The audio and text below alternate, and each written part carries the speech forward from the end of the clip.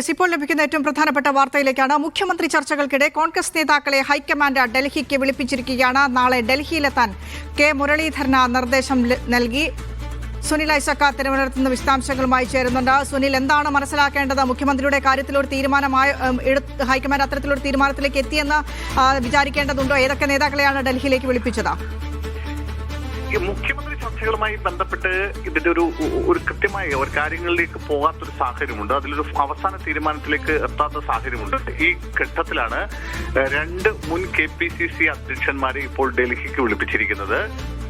K സുധാകരനെയും K മുരളീധരനെയുമാണ് ഇപ്പോൾ ഡൽഹിയിലേക്ക് എത്താൻ നിർദ്ദേശം നൽകിയിരിക്കുന്നത്.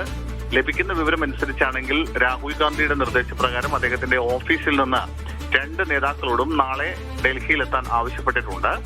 നേരത്തെ ഇതുമായി ബന്ധപ്പെട്ട് നമുക്കറിയാവുന്ന പോലെ KC വേണുഗോപാലിന് വേണ്ടി കൃത്യമായി വളരെ ശക്തമായ നിലപാടെടുത്ത നേതാവാണ് കെ സുധാകരൻ. അതിനൊപ്പം എന്നാൽ VD സതീശിന് വേണ്ടി പരസ്യമായി തന്നെ നിലപാടെടുത്ത നേതാവാണ് കെ മുരളീധരൻ. അതുകൊണ്ട് തന്നെ ഈ രണ്ട് നേതാക്കളെയും ഡൽഹിക്ക് വിളിപ്പിക്കുമ്പോൾ സ്വാഭാവികമായും ഈ രണ്ടുപേരിൽ പിന്തുണയ്ക്കുന്നവർക്കും എന്ത് പറയാനുണ്ട് എന്ന നിർണായകമായ ചോദ്യമുണ്ട്.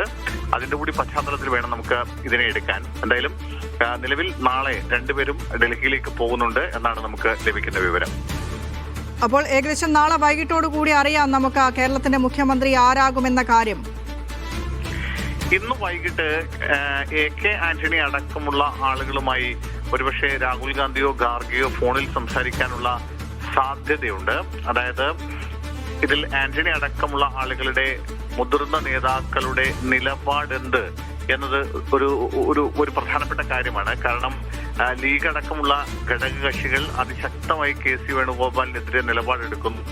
വീട് വേണം എന്നവർ ആവശ്യപ്പെടുന്നു. ആ ഒരു പശ്ചാത്തലത്തിലാണ് ഇപ്പോൾ ഈ രണ്ട് കൂടുതൽ നേതാക്കളുടെ കൂടി അഭിപ്രായം കൂടി ആരായുന്നത്. അതിന്റെ ഭാഗമായിട്ടാണ് AK ആന്റണി അടക്കമുള്ള ആളുകളെ ഫോണിൽ വിളിച്ച് ഇന്ന് അവരുടെ അഭിപ്രായം കൂടി കേൾക്കും. അതിന്റെ പിന്നാലെയാണ് നാളെ ഈ രണ്ട് മുൻ KPCC അധ്യക്ഷന്മാരെ കൂടി ഡൽഹിയിലേക്ക് വിളിപ്പിച്ചിരിക്കുന്നത്.